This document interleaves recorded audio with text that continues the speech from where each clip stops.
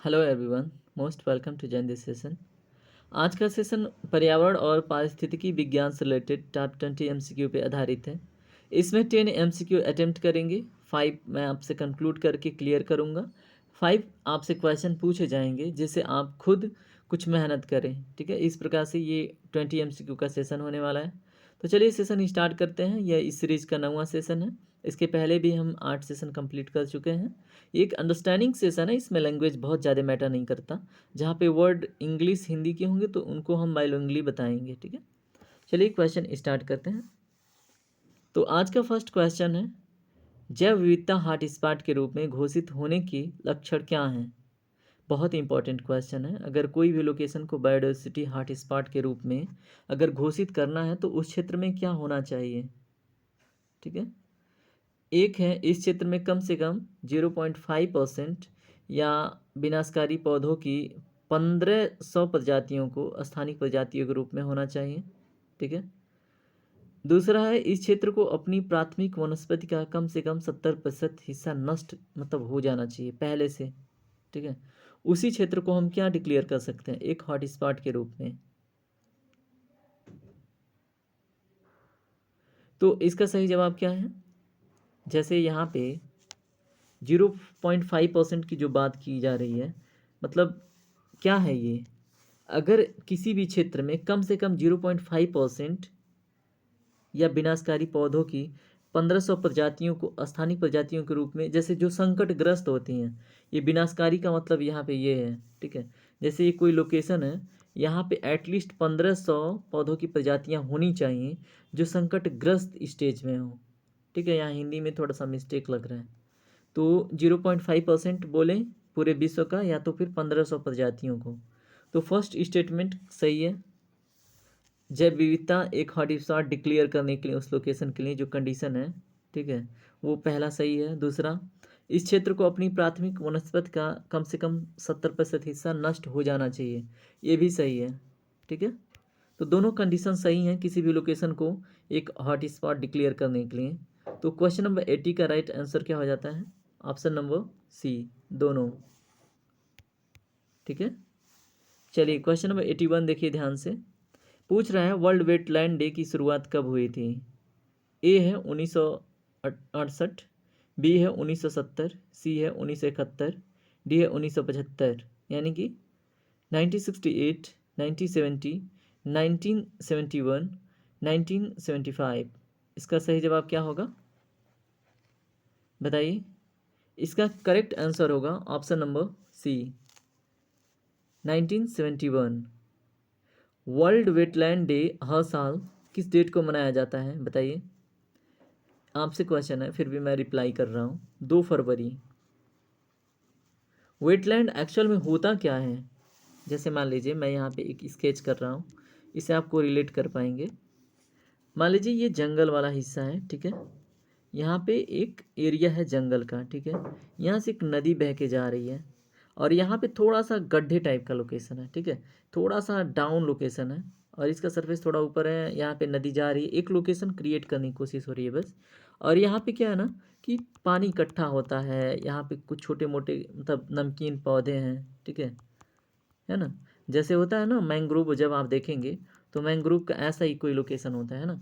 तो छिछला पानी है, हल्का पानी मतलब हल्का खाली जगह है, वहाँ पे कई प्रकार की वनस्पतियाँ उगी हुई हैं, कई प्रकार के जीव वहाँ पे सरवाइव करते हैं ना। तो उसे हम क्या बोल देते हैं, वेटलैंड। और इस प्रकार का वेटलैंड एक बायोडाइवर्सिटी के रक्षण के लिए, यानी कि एक बहुत बड़े समुदाय के रहने के लिए, जैसे जीव होते हैं ना, जीव जंतु पक्षी, इनके रहने के लिए बहुत ही एक सुटेबल लोकेशन होता है, क्योंकि उनको आसानी से भोजन मिल जाता है। रहने के लिए छोटे छोटे पौधे पेड़ और फिर कीड़े मकोड़े खाने के लिए बहुत सारी चीज़ें यहाँ पे उपलब्ध हो जाती हैं। तो ऐसी चीज़ें क्या करती हैं, कहीं ना कहीं इस इकोसिस्टम को हेल्प करती हैं आगे उगने में, ग्रो करने में। ठीक है, तो ये कहीं ना कहीं ख़त्म हो रही थी, तो उसके रक्षण के लिए, ठीक है, क्या किया गया 2 फरवरी 1971 से, कब से 1971 से इस डेट को एक जागरूकता के रूप में। ठीक है, आप एक रामसर कन्वेंशन हुआ था इसी से रिलेट करके, तो वो चीज़ भी आपको याद होनी चाहिए। रामसर कन्वेंशन, रामसर लोकेशन कहाँ पे है, ये बहुत इंपॉर्टेंट क्वेश्चन आपसे।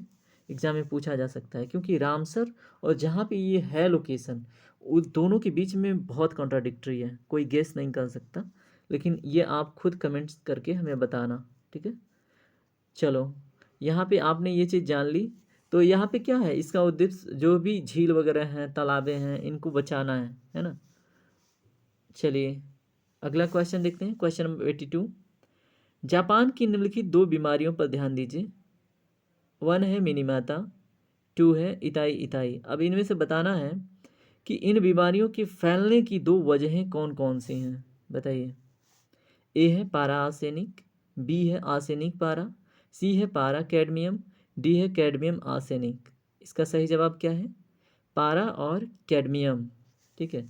अगर पारे की अधिकता होती है तो मिनीमाता नाम का एक रोग आपके पैर में फैलता है, ठीक है, जिससे आपकी पैर की तली काली काली सी दिखती है, ठीक है। और जब आपकी बॉडी में कैडमियम की अधिकता होती है, ठीक है, तो क्या होता है, कैडमियम की अधिकता होती है तो आपको इताई इताई नाम का एक रोग होता है, ठीक है। तो दोनों चीज़ें कहाँ पे है, देखिए, पारा पहले है और दूसरे पे कैडमियम। ऑप्शन नंबर सी इसका सही जवाब होगा। चलिए अगला क्वेश्चन देखिए, क्वेश्चन नंबर 83। मोबाइल फ़ोन से उत्पन्न ई कचरे में कौन सा तत्व होता है, बताइए। A copper, B zinc, C iron, D lead. Lead को हम सीसा भी बोलते हैं, जिसको हम डिनोट किससे करते हैं, पीवी से, ठीक है। तो बताइए इसका सही जवाब होगा कापर, ठीक है। तो ई कचरा या ई अपशिष्ट अगर मतलब बहुत ज़्यादा आपको मिल रहे हैं, ठीक है, तो आपको कापर बहुत अधिक मिल रहा है, ये चीज़ आपको पता हो, ठीक है। चलिए इसमें मुख्य रूप से कापर होता है। अगला क्वेश्चन देखिए, क्वेश्चन नंबर 84 देखिए। पर्यावरण लेखांकन क्या है, ये मोस्ट इम्पॉर्टेंट क्वेश्चन समझ के इसको अटेम्प्ट कीजिए, क्योंकि ऐसे क्वेश्चन थोड़े से डिफ़िकल्ट लगते हैं। तो पर्यावरण लेखांकन की बात हो रही है, बताइए। यह पर्यावरण प्राकृतिक संसाधनों की खपत को मापने के लिए एक विधि है। बी है, यह देश के हरी क्षेत्रों का सांख्यिकी विश्लेषण करने का एक तरीका है। सी है उपरोक्त दोनों, डी है कोई नहीं। बताइए क्वेश्चन नंबर 84 का राइट आंसर क्या होगा। इसका सही जवाब है ऑप्शन नंबर ए, यानी क्या है, यह पर्यावरण प्राकृतिक संसाधनों की खपत को मापने के लिए एक विधि है। क्या, पर्यावरण लेखांकन, ओके। चलिए आगे बढ़ते हैं और देखते हैं अगला क्वेश्चन।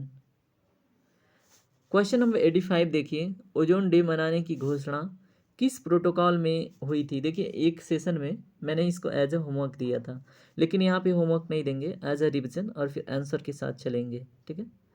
ए है नागोया प्रोटोकॉल, बी है मॉन्ट्रियल प्रोटोकॉल, सी है जिनेवा प्रोटोकॉल, डी है क्योटो प्रोटोकॉल।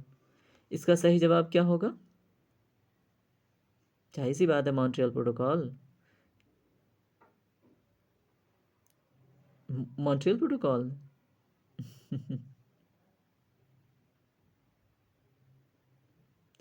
ठीक है, इसका सही जवाब क्या है, मॉन्ट्रियल प्रोटोकॉल, ओके। तो ओजोन किस रिलेटेड है, मॉन्ट्रियल प्रोटोकॉल से, दोनों चीज़ पता होना चाहिए। नागोया प्रोटोकॉल बायोडायवर्सिटी के बारे में बात करता है, जिनेवा और क्योटो को बाद में देख लेंगे, ठीक है, अभी जितना सामने है उसे देखते हैं, ठीक है। तो इसका सही जवाब क्या है, option number B, Montreal protocol. Ozone day किस डेट को सेलिब्रेट करते हैं, 16 सितंबर, ठीक है मैं क्या लिख रहा हूँ, 16 सितंबर, ठीक है। कब से मनाया जा रहा है, कि इसकी घोषणा कब की गई थी, 1987 में, ठीक है। चलिए अगला क्वेश्चन देखते हैं, क्वेश्चन नंबर 86। साइट्स किस वैश्विक मुद्दे से संबंधित है, बताइए। CITES किस वैश्विक मुद्दे से संबंधित है। ए पर्यावरण संरक्षण, बी इंफॉर्मेशन टेक्नोलॉजी, सी जर्नलिज्म, डी किसी में से नहीं, मतलब इनमें से कोई नहीं। इसका सही जवाब क्या है, option number A, environment protection बोलें या फिर पर्यावरण संरक्षण, ठीक है, एक वैश्विक समझौता है इन्वायरमेंट प्रोटेक्शन से रिलेटेड। क्वेश्चन नंबर 87 देखिए ध्यान से। आपसे पूछ रहा है कि ये जो है ऑप्शन दिए गए हैं इनमें ध्यान देना है। ये साली गैसें नहीं है, ये सेल गैस है एक्चुअली, ठीक है। कोयला, कोयला तल मीथेन, और सख्त बलुआ पत्थर, और क्या है मेथेन हाइड्रेट्स। अब इनमें से बताना है आपको प्राकृतिक गैस के जो अपरंपरागत स्रोत हैं वो कौन कौन से हैं। ए 1 और 2, बी केवल 2 और 3, सी केवल 4, डी ये सभी। इसका सही जवाब क्या है? All of the above. जो सेल गैस है, कोयला तल मीथेन जो है, सख्त बलुआ पत्थर के नीचे जो भी गैसेस मिल रही हैं, मेथेन हाइड्रेट्स हैं, ये क्या हैं? अपरंपरागत सॉरी अपरंपरागत स्रोत। यानी क्या? Non conventional. यानी कि इन्हें एज ए एनर्जी पहले यूज नहीं किया जाता था, ठीक है। ऊर्जा के स्रोत के रूप में पहले यूज नहीं किया जाता था। वर्तमान स्थिति देख के इनकी खोज हुई है, इसलिए इनको हम बोलते हैं क्या? अपरंपरागत, यानी कि परंपरागत नहीं। इनको इंग्लिश में नॉन कन्वेंशनल बोलते हैं, ठीक है। अभी देखिए बहुत सारे एनर्जी सोर्सेज पे डिपेंड हो रहे हैं लोग। जियोथर्मल हुआ, फिर पवन ऊर्जा हुआ, है ना, सोलर एनर्जी हुआ, इससे क्या है? नॉन कन्वेंशनल ही है। चलिए क्वेश्चन नंबर 88 देखिए। जैव विविधता हॉट स्पॉट के रूप में घोषित होने के लक्षण क्या है? इस क्वेश्चन को मैंने एक्सप्लेन कर रखा है पहले वाले प्लेलिस्ट में, ठीक है। तो इसका जवाब आप खुद दीजिएगा। ये जस्ट एज ए असाइनमेंट है, ठीक है, और एक तरह से रिवीजन भी। तो इसका जवाब आप खुद कमेंट सेक्शन में मुझे दीजिएगा, ठीक है। चलिए क्वेश्चन नंबर 89 देखिए। रेड डाटा बुक किन खतरे में स्थित प्राणियों की लिस्ट है? बताइए। रेड डाटा बुक किन खतरे में स्थित प्राणियों की लिस्ट है जो यहाँ पे दी गई हैं? जानवर, पेड़, फंगी। अब इन्हें से बताना है केवल एक, 1 और 2, केवल 2, डी ये तीनों। इसका सही जवाब क्या होगा? बताइए। इसका सही जवाब होगा तीनों के तीनों, यानी कि ऑल ऑफ दी अबव, ठीक है। जो रेड डेटा बुक है उनमें प्रजातियों की क्या है? सूची है जो खतरे में होती हैं। और अगर हम बात करें क्या, इसमें एक चीज़ और है, अगर हर रेड डेटा बुक की बात करें तो उसमें जानवर, ब्रीच, फंगी, इन सब की लिस्ट होती ही होती है जो खतरे में होते हैं। तो इसमें डिफ्रेंशिएट नहीं किया गया है जानवर, पेड़, फंगी में, है ना। तो पता होना चाहिए। सेशन आज का यहीं पे कंप्लीट होता है। अगर सेशन पसंद आए तो लाइक कीजिए, कमेंट कीजिए, शेयर कीजिए, सब्सक्राइब करके जुड़िए, ठीक है। थैंक यू वेरी मच यहाँ तक बने रहने के लिए। Take care, bye bye.